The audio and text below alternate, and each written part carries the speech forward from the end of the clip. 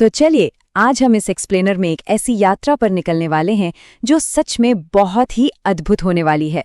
पूरे उत्साह के साथ हम साइंस फिक्शन की दुनिया से निकलकर सीधे हमारे ब्रह्मांड के सबसे रहस्यमयी और अंधेरे गुरुत्वाकर्षण केंद्रों तक का सफर तय करेंगे। ये एक ऐसा सफर है जो कल्पनाओं और असली विज्ञान के बीच के फर्क को पूरी तरह से साफ कर देगा। सोचिए जरा, अगर कोई इंसान किसी ब्लैक होल के अंदर गिर जाए तो असल में क्या होगा। 2014 की उस मशहूर फिल्म इंटरस्टेलर का वो दिमाग घुमा देने वाला क्लाइमैक्स तो याद ही होगा, जहां मुख्य किरदार कूपर गारगेंटुआ नाम के एक विशाल ब्लैक होल में गिर जाता है। वहां उसे एक 5 आयामी यानी 5 डायमेंशनल टेसरैक्ट मिलता है। लेकिन सवाल यह है कि क्या किसी ब्लैक होल के अंदर गिरकर बचना और ऐसा कुछ अनुभव करना साइंटिफिक रूप से मुमकिन है, या फिर रियलिटी इससे कहीं ज्यादा खौफनाक और हैरान करने वाली है। इसी रहस्य को सुलझाने के लिए आज के इस एक्सप्लेनर में हम एक बहुत ही क्लियर फ्लाइट पाथ फॉलो करेंगे। सबसे पहले हॉलीवुड मीट्स एस्ट्रोफिजिक्स, फिर bending the space time fabric, इसके बाद the death of a star, फिर anatomy of a black hole और अंत में बियॉन्ड द इवेंट होराइजन। ये संरचना बिल्कुल स्पष्ट कर देगी कि हम पॉप कल्चर के मिथकों से शुरू करके एक ब्लैक होल की असली विजुअल संरचना तक कैसे पहुंचेंगे। तो चलिए बिना किसी देरी के शुरुआत करते हैं पहले सेक्शन से, हॉलीवुड मीट्स एस्ट्रोफिजिक्स। अब फिल्मी जादू को असली विज्ञान से अलग करने के लिए ये समझना जरूरी है कि ब्लैक होल पर रिसर्च का इतिहास सच में काफी छोटा रहा है। मतलब 100 साल पहले तक किसी को इनके बारे में कोई आइडिया नहीं था। 1905 और 1915 में एल्बर्ट आइंस्टाइन ने अपनी थ्योरी ऑफ रिलेटिविटी दी, जिससे इसकी नींव रखी गई। ब्लैक होल शब्द पहली बार 1964 में एक मैगजीन में छपा और 1967 में भौतिक विज्ञानी जॉन व्हीलर ने इसे पॉपुलर बनाया। लेकिन सबसे हैरान करने वाली बात पता है क्या है? खुद आइंस्टाइन को अपने जीवन काल में ये यकीन ही नहीं था कि ऐसी अनंत चीलें असली ब्रह्मांड में प्रैक्टिकली मौजूद हो सकती हैं। उन्हें लगता था कि ये सिर्फ मैथ्स में ही संभव है। और सोचिए, 2019 में जाकर पहली बार एक ब्लैक होल की असली तस्वीर खींची जा सकी। आगे बढ़ते हैं सेक्शन 2 की तरफ, bending the space time fabric. Black hole कैसे काम करते हैं, ये समझने के लिए हमें जानना होगा कि समय और गुरुत्वाकर्षण आपस में कैसे जुड़े हैं। स्पेशल थियरी ऑफ रिलेटिविटी कहती है कि गति का समय पर प्रभाव पड़ता है, यानी स्पीड जितनी ज्यादा, समय उतना ही धीमा। लेकिन जनरल थियरी ऑफ रिलेटिविटी बताती है कि गुरुत्वाकर्षण भी समय को प्रभावित करता है। गुरुत्वाकर्षण जितना स्ट्रांग होगा, समय उतना ही धीमा गुजरेगा। इसे ग्रेविटेशनल टाइम डायलेशन कहते हैं। इंटरस्टेलर फिल्म का वो सीन याद है जहां एक्वा ग्रह पर बिताया गया 1 घंटा पृथ्वी के 7 साल के बराबर होता है? ऐसा इसलिए होता है क्योंकि वो ग्रह गारगेंटुआ ब्लैक होल के विशाल गुरुत्वाकर्षण के बहुत करीब था। ऐसे समझते हैं आइंस्टीन ने ब्रह्मांड को एक स्पेस टाइम फैब्रिक या जाली की तरह इमेजिन करने को कहा। जब कोई बहुत भारी वस्तु इस जाली पर रखी जाती है तो वो हिस्सा झुक जाता है।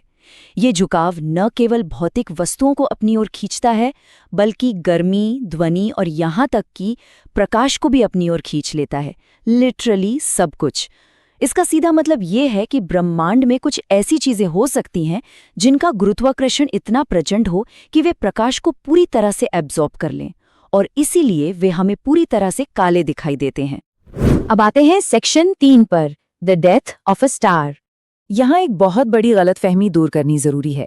ब्लैक होल स्पेस में कोई खाली गड्ढा नहीं होता। असल में होता यह है कि तारों के अंदर लगातार न्यूक्लियर फ्यूजन चलता रहता है, जो बाहर की तरफ एक दबाव बनाता है। वहीं दूसरी तरफ तारे की खुद की ग्रेविटी उसे अंदर की तरफ खींचती है। ये नाजुक संतुलन तारे को जिंदा रखता है। लेकिन जब तारे का ईंधन यानी हाइड्रोजन या हीलियम खत्म हो जाता है तो बाहर की तरफ लगने वाला दबाव भी गायब हो जाता है। तब वो तारा अपनी ही ग्रेविटी के बोझ तले कोलैप्स होने लगता है। एक विशाल तारा अंत में फटकर सुपरनोवा बन जाता है और पीछे छोड़ जाता है एक बेहद घना कोर जो सिकुड़कर ब्लैक होल में तब्दील हो सकता है। लेकिन क्या हर तारा ब्लैक होल बन सकता है? यहीं पर एंट्री होती है इस बहुत ही अहम नंबर की, 1.4। इसे चंद्रशेखर लिमिट कहते हैं, जिसे भारतीय अमेरिकी खगोल शास्त्री सुब्रमण्यन चंद्रशेखर ने खोजा था। इसके अनुसार किसी व्हाइट ड्वार्फ तारे का अधिकतम द्रव्यमान हमारे सूर्य से केवल 1.4 गुना अधिक हो सकता है। ये हम सबके लिए एक बहुत बड़ी राहत की बात है, क्योंकि इसका मतलब है कि हमारे सूर्य का आकार इतना छोटा है कि वो कभी भी ब्लैक होल बन ही नहीं सकता। अब अगर इनके प्रकारों को देखें तो स्टेलर ब्लैक होल सबसे आम होते हैं। फिर आते हैं प्राइमोर्डियल, जो थियोरेटिकली सिर्फ एक परमाणु जितने बड़े माने जाते हैं, लेकिन उनका वजन किसी पहाड़ जितना होता है। लेकिन सबसे विशाल हैं सुपरमैसिव ब्लैक होल, जिनका द्रव्यमान लाखों सूर्यों से भी ज्यादा होता है। हमारी आकाशगंगा के केंद्र में मौजूद सेजिटेरियस ए और फिल्म का वो काल्पनिक गारगेंटुआ दोनों ही इसी विशाल श्रेणी में आते हैं। वैसे एक चौथा प्रकार इंटरमीडिएट भी माना जाता है, पर वो अभी सिद्ध नहीं हुआ है। चलिए अब बढ़ते हैं सेक्शन 4 पर, anatomy of a black whole. अगर कभी किसी ब्लैक होल के करीब जाने का मौका मिले तो असल में वो कैसा दिखेगा? कोई भी ब्लैक होल एक काली गेंद जैसा नहीं होता जो बस चीजों को निगल रहा हो। जो सबसे पहली चीज दिखाई देगी वो है एक्रीशन डिस्क। ये गैस और मलबे का एक छल्ला है जो ब्लैक होल के चारों ओर भयानक गति से घूमता है। अत्यधिक घर्षण और गर्मी के कारण ये चमकने लगता है। तापमान लाखों डिग्री तक पहुंच जाता है और ये एक्स रे छोड़ता है। फिल्मों में इसे बेहतर दिखाने के लिए नारंगी रंग का दर्शाया जाता है, लेकिन रियलिटी में अगर हम अपने उपकरणों से इन एक्सरे को देख पाते हैं तो ये डिस्क दरअसल नीले रंग के ज्यादा करीब दिखाई देती। अब 2019 में जो पहली असली तस्वीर आई थी उसमें एक हिस्सा ज्यादा चमकीला और दूसरा धुंधला क्यों था? इसके पीछे है डॉपलर बीमिंग इफेक्ट। सरल शब्दों में, जो कण तेजी से हमारी तरफ घूमते हुए आ रहे होते हैं वे हमें ज्यादा चमकीले नजर आते हैं, और जो दूर जा रहे होते हैं वे धुंधले दिखते हैं। एक और कमाल का इल्यूजन देखिए, जब ब्लैक होल को सामने से देखा जाता है तो ऐसा लगता है जैसे एक्रेशन डिस्क उसके ऊपर और नीचे से फोल्ड हो गई है, पर एक्चुअल में ऐसे कुछ नहीं होता। ये सिर्फ एक दृष्टिभ्रम यानी ऑप्टिकल इल्यूजन है। अत्यधिक गुरुत्वाकर्षण प्रकाश को मोड़ देता है, जिससे पीछे का हिस्सा भी मुड़कर ऊपर और नीचे की तरफ नजर आने लगता है। अगर इसे ठीक ऊपर से देखा जाए तो ये एक सामान्य गोल डिस्क जैसा ही दिखेगा।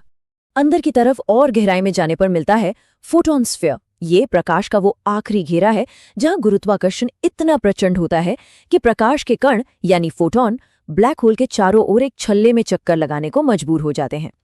यहाँ एक बेहद दिलचस्प थ्योरी है। अगर कोई इस पॉइंट पर मौजूद हो तो थ्योरी के हिसाब से प्रकाश के गोल घूमने की वजह से वो खुद अपने ही सिर के पीछे का हिस्सा देख सकेगा। है ना बिल्कुल अजीब और हैरान करने वाला? और फिर आती है the point of no return, event horizon. ये ब्लैक होल की वो स्पष्ट सीमा है जिसके पार गुरुत्वाकर्षण इतना मजबूत हो जाता है कि कुछ भी, यहाँ तक कि प्रकाश भी बाहर नहीं आ सकता। यहीं पर आकर हॉलीवुड की कल्पना और असली विज्ञान के रास्ते अलग हो जाते हैं। फिल्मों में हीरो इसके पार आराम से चला जाता है, लेकिन असलियत में प्रचंड गुरुत्वाकर्षण के कारण कोई भी अंतरिक्ष यात्री मिलीसेकंड्स में ही टुकड़ों में बिखर जाएगा। और अब हमारा आखिरी section, beyond the event horizon. Event horizon के बिल्कुल केंद्र में जो है उसे सिंगुलैरिटी कहा जाता है। वो सबसे गहरा और अनजान अंधेरा जिसके बारे में हमारी समझ नो के बराबर है। ये वो पॉइंट है जहां स्पेस टाइम की जाली इतनी गहराई तक झुक जाती है कि उसका खिंचाव अनंत हो जाता है।